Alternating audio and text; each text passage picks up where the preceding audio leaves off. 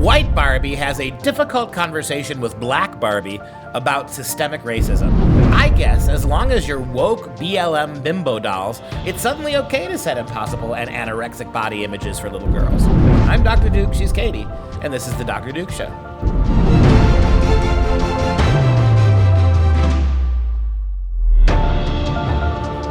Hello, everyone, and welcome to The Dr. Duke Show, the only program that keeps you educated on the craziness impacting K-12 classrooms and college campuses around the world. As you can see, I'm enjoying my amazing Freedom Tumbler. Not only is this a Freedom Tumbler, but it's actually a Swiss Army knife. You get caught in the woods with this, it has all sorts of functions that will allow you to drink and hold water. It is the ultimate drinking tool. And we will give you one of these bad boys for $1 for a one-time $99 donation. Once for the whole year, you become part of the Pat Riot Club. My student, Pat Riot, fully endorses this. In fact, I've given her, in all of my classes, carte blanche to completely mispronounce the word patriot in order to advocate for the Pat Riot Club. Just head over to patriotclub.us, that's patriotclub.us, to get yours. Please, the Pat Riot Club really needs you. All right, today we're talking with the counterculture mom, Tina Griffin, about a Barbie and a new animated video that is now telling your children to march against systematic racism with irrationally proportioned Barbie dolls at your side. But first, we turn it over to Katie Petrick for a careful look at our republic. Who's down with ACB? Yeah, you know me. Amy Coney Barrett is being treated like a perp in the interrogation room this week, meaning it must be time for the confirmation hearings for her to become the next Supreme Court justice, replacing the notorious RBG who died in office rather than retire and live out her ancient years. But don't you worry, Kamalama Ding Dong is also along for the ride. It's Ladies' Week here at Healthy Republic, where we will talk about an intelligent, well-spoken, principled, and inspirational woman, and also Kamala Harris. Judge Amy Coney Barrett has been metaphorically tortured this week through the Supreme Court confirmation hearings and the stupidity that ensued. Let me know in the comments if you watched and what your highlights were. For those who didn't watch, I took the time to compile a list of coherent and respectful questions, along with some solid points that were made by the Democratic senators during the hearing.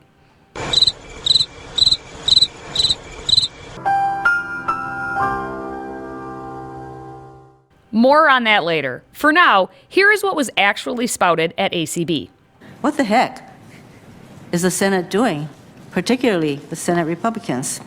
And I'm not going to ask again, just this last time, criminalizing it.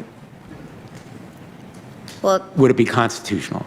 I think there's a clear answer. Something is not right around the court. And dark money has a lot to do with it. Special interests have a lot to do with it. Donors' trust and whoever's hiding behind donors' trust has a lot to do with it. And the Bradley Foundation orchestrating its amici over at the court has a lot to do with it. Get out your tinfoil conspiracy hats, everybody. much as you sit here telling me that you would follow the law, I know that there was some discussion about some distinction that you make about policy versus the law, and I find that distinction to be a fiction, because every law, or most laws we pass, are supposed to have real-world impacts. Otherwise, why should we pass a law? I'm going to take you back in history for a moment and note that when that Second Amendment was written, and you did the analysis of it, we were talking about the likelihood that a person could purchase a muzzle-loading musket. We are now talking about virtual military weapons that can kill hundreds of innocent people. It is a much different circumstance. Maybe an originalist pins all their thinking to that musket, but I've got to bring it to the 21st century. How dare you mansplain her? What a dick, Durbin. Here's yet another old white man to announce how dangerous and harmful ACB will be for virtually anything and everything. They're scared that the clock will be turned back to a time when women had no right to control their own bodies, and when it was acceptable to discriminate against women in the workplace.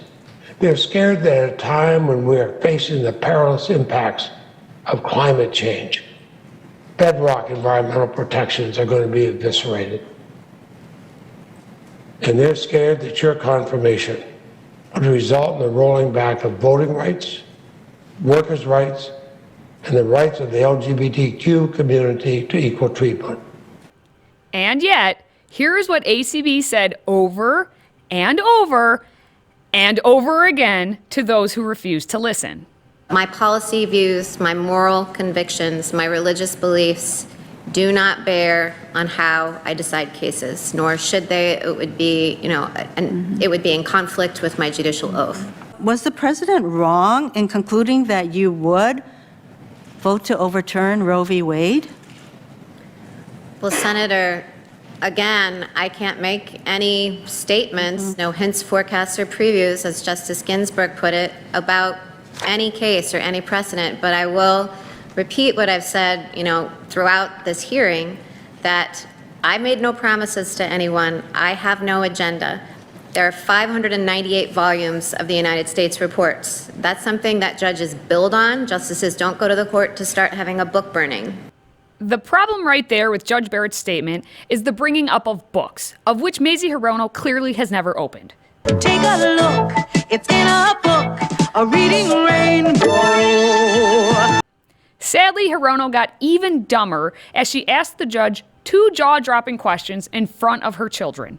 Since you became a legal adult, have you ever made unwanted requests for sexual favors or committed any verbal or physical harassment or assault of a sexual nature? No, Senator Hirono.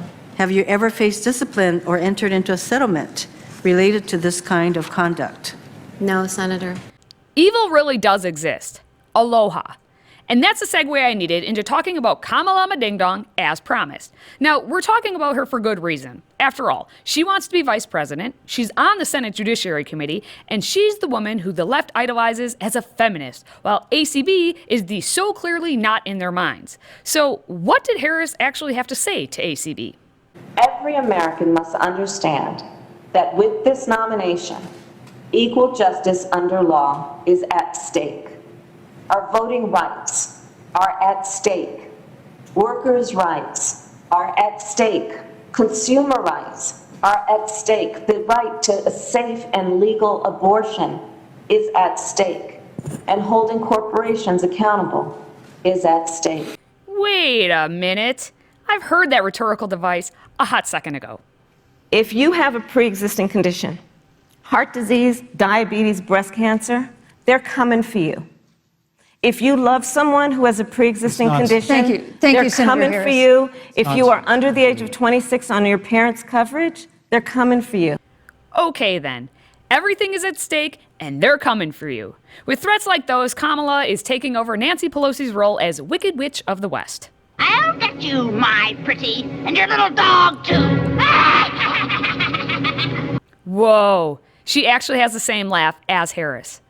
So did Kamala Ding Dong say anything on day 2 of the hearings when she should have been questioning ACB? Senator Harris, if you could, there you are. We see you. Can you say something? I'm speaking. I'm speaking. Okay, the floor is yours. Senator Harris. Now, as you can see, no one really cares what Harris was saying because she began her long diatribe by campaigning. So let's not waste too much of our time. But when people did pay attention, Harris continued her condescension, as she likes to do from time to time. Well, I imagine you were surrounded by a team of folks that helped prepare you for this nomination hearing. I have Did had. they? Yes. Did they, but let me finish if you don't mind. Oh, I'm so Did they- sorry. But I don't want to sound all doom and gloom about these proceedings. After all, my favorite senator, possibly of all time, was present. Senator John Kennedy of Louisiana. If anyone out there can get in touch with him, please do share this video with them. Team, y'all should respect this man because, he's just an average guy who likes using that little thing called common sense. Take comfort in the fact that the American people, some of my colleagues disagree with this statement. They believe in government. I believe in people. The American people are not morons. He likes the nation's pastime, and in my humble opinion, the best of all sports. I think our founders intended federal judges to call balls and strikes. I don't think our founders intended for federal judges to be able to redraw the strike zone. And he likes pop culture as much as the next guy. We all watched the hearings for Justice Kavanaugh. It was a freak show. It looked like the cantina bar scene out of Star Wars. Seriously, if you have his contact, help me out. Now, on the other end of the spectrum, from common sense, was Cory Booker. One benefit of having to wear a mask throughout all of day one of the hearing for ACB was that she could hide the laughter and or cringe just a little bit better. But it was obvious that nothing could hide the lion eyes of Booker, who in true Spartacus fashion let his emotions rule the day as Mr. Potato Head. Without Roe v. Wade, our country looks like people being denied the ability to make decisions about their own bodies. Not just while they're pregnant, but being stripped of the right to plan for their futures. It looks like women of color, low-income women, and women living in rural areas who can't just pack up and leave if abortion is restricted or criminalized where they live. It looks like them being left with no options. It looks like state laws proliferating throughout our country that seek to control and criminalize women. ACB is clearly a better woman than me because I would have been visibly cringing and laughing all at the same time. Now, as you saw with your non-buggy eyes, Cory Booker was reading his script, a script that is not needed for those with working prefrontal cortexes like this Supreme Court nominee. You know, most of us have multiple notebooks and notes and books and things like that in front of us. Can you hold up what you've been referring to in answering our questions? Is there anything on it? That letterhead that says United States Senate. There were plenty of good sound bites, and by good, I generally mean more cringy, unless the nominee was speaking, of course. But you can waste away watching all of the hearing on your own. I can assure you that Amy Coney Barrett will never sit through that pain again. Hopefully, she'll be too busy serving as a Supreme Court justice anyway. Until next time, stay healthy, America.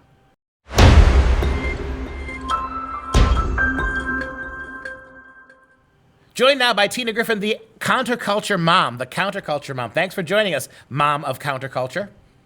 Hey, it's all good. Glad to be back. Good to see you. We have a couple of really interesting stories today. As I teased at the opening of the show, we actually have a situation where white Barbie sits down and has a serious conversation with black Barbie about race. I guess, Tina, that you can be a anorexic pushing, body unrealistic type doll. As long as you're speaking woke, all sins will be forgiven. Yeah, I feel bad I'm a white person right now. I mean, that's how she made me feel after I watched a short little clip. This is ridiculous, the propaganda being taught to kids. I used to like Barbie. I grew up on Barbie. Yes, there was a couple image issues with what the Barbie looked like, that my mom made sure I knew that I'm not going to have a 3-inch waist.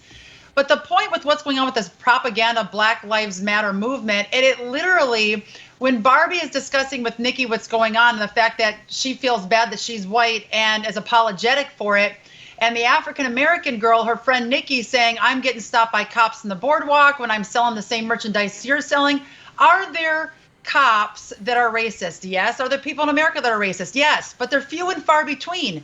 It literally causes white kids that I've talked to personally to feel depressed and suicidal and feel guilty that they're white. So this propaganda that all the mainstream media and cartoon people and the Hollywood hogwash business going on is literally causing more division, not more love. It's causing more hatred by bringing up these topics. Was I the only one creeped out when the two Barbie dolls were talking about hustling and selling things on the boardwalk and having different responses from who was buying? Take a look at the clip. People might think that my life looks fine, but the truth is I and so many other Black people have to deal with racism all the time. Barbie and I had a sticker selling contest on the beach last month. We split up and went different directions to see who could sell the most. Well, while I was on the boardwalk, beach security stopped me 3 times. What? They asked me all these questions over and over, and they even called my mom. People did these things to me because I was Black, and they made the wrong assumptions about me. And they don't make those assumptions about white people like me. And that's not fair, because that means that white people get an advantage that they didn't earn, and Black people get a disadvantage that they don't deserve. Exactly. It's really serious. Some people even get hurt when others think the wrong things about them. That's exactly why people are marching, because when enough of us stand together, People pay attention. It's all right. Really unfortunate, says Nikki Barbie. I mean, this stuff deserves endless ridicule for postulating I can't even stand on a boardwalk without being harassed 3 times by cops. This is not the normal experience of anybody in this country. Not even hobos get challenged that much. And the thing that I have like 10 different points, but I'll pick the top 3. The thing that drives me nuts is the Black Lives Matter movement. A lot of those people, it's completely funded with an evil intent, first and foremost. All of that people have to do research on. Second of all, they're against having a great economy. Then you shouldn't be selling anything on a beach. They're selling all their paraphernalia on the beach. I just saw this traveling around, even in D.C. on the streets. But the other thing is, what about the Christian kids that are constantly harassed for their religious thoughts and beliefs in God? I mean, no one's standing up for these people. They're bullied 24/7. And I also feel bad for the African Americans out there who feel horrified that this is even brought up. It makes them feel bad because they don't want to cause division and hate. So shame on Barbie and also Mattel with the transgender dolls that are now out there. It's insane what this toy company is doing along with Hasbro toys. Both of them have now become genderless, guys. Genderless dolls for kids. Yeah, and no one's getting harassed for selling stickers on the boardwalk. But I seem to recall over the last 4 years, many episodes where kids wearing MAGA hats had them swiped off. I don't recall a single incident of some African American having a Biden hat or a Biden cap removed. Seems like that goes just one way. Maybe Barbie ought to rethink their series and make it a little bit more realistic. Back again with Tina Griffin after the break.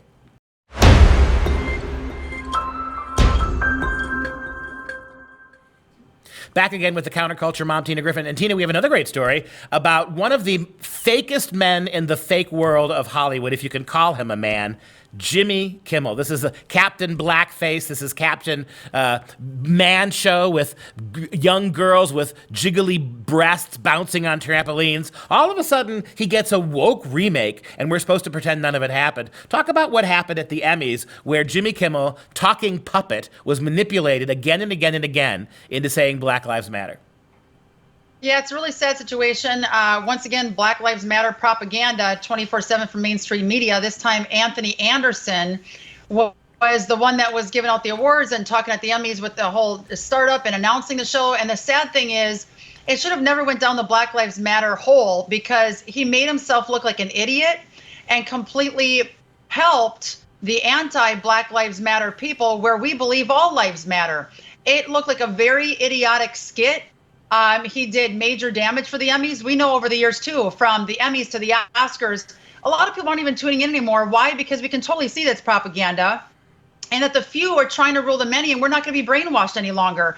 I don't know from that clip if Jimmy Kimmel actually knew that Anthony was going to go down that rabbit trail and make himself sound ridiculous because he brought Jimmy into it.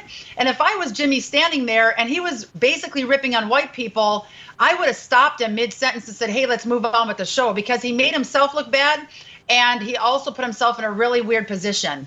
Well, it reminded me a little bit of like a parody of a black minstrel show. You've got the master telling the servant what to do. Say it, say it, say it. And like a trained poodle, Jimmy Kimmel just keeps barking out the right response. Take a look at the clip and decide for yourself. This isn't what it should have been, Jimmy, but you know what? I'm still rooting for everybody black, because black stories, black performances, and Black Lives Matter. Say it with me, Jimmy. Black Lives Matter. Louder, Jimmy. Black Lives Matter. Louder, Jimmy. Say it so that Mike Pence can hear it. Black Lives Matter. That's right. And because Black Lives Matter, black people will stay at home tonight to be safe. Black people will stay at home tonight. Is it my imagination, or are the radicals in the streets for Black Lives Matter not staying home? Yeah, no, I completely agree with you. And I think that everybody needs to tell their kids to stay home and stop throwing bricks at businesses and burning them down and killing business owners. That would be a great place to start. And turn off the Emmys, because we don't want our kids to get that propaganda. It's causing division and hate, all from the mainstream media. Their communist goal by 2020 is to literally take over the police force. Their 45th goal out of 44 that were started back in 1963. So we can see if 44 goals have already surpassed and have been basically I can't even think of the word, happened, if 44 of the 45 goals have already happened, and the 45th goal of the communist agenda is to take over the police force, we're there on the streets right now. So I think we need to turn off the TV, turn off Hollywood, stop watching these propaganda-filled shows that it's a Marxist movement, the communist agenda, and play some board games with our kids. Talk about morality and respect and loving each other. Have different families over from different backgrounds for a dinner. That is the way we're going to get America back on track to what we really want this country to look like. So ditch Mattel, ditch the Emmys, download our Counterculture Mom app. It's phenomenal. And we have now, Dr. Duke, a brand new archive section. We got flooded with parents saying, we need to find your info fast. I want to look for video games, or I want to look up a certain book or a magazine.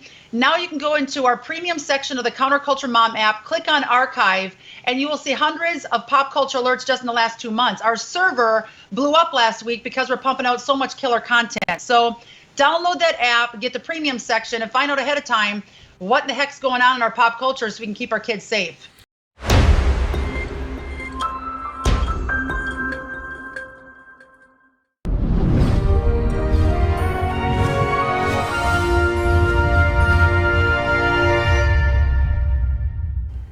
I am back to the future, and it's time now for some real education. William Hogarth, born in 1697 and living until 1764, was an English man of many talents, from being a painter, printmaker, and satirist to a social critic and editorial cartoonist. Within his work portfolio, he has everything from realistic portraiture to comic strip-like series of pictures called modern moral subjects. Some of his best-known series are A Harlot's Progress, A Rake's Progress, and Marriage a la Mode. He's become so well known within satirical political illustrations that his style is called Hogarthian.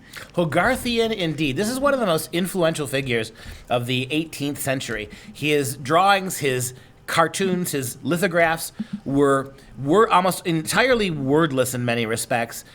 Social commentaries on what was happening in the world.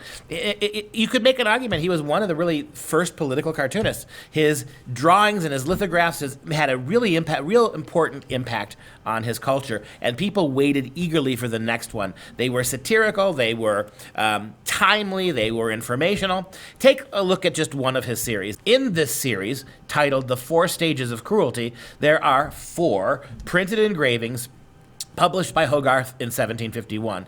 Each print depicts a different stage in the life of the fictional hero Tom Nero.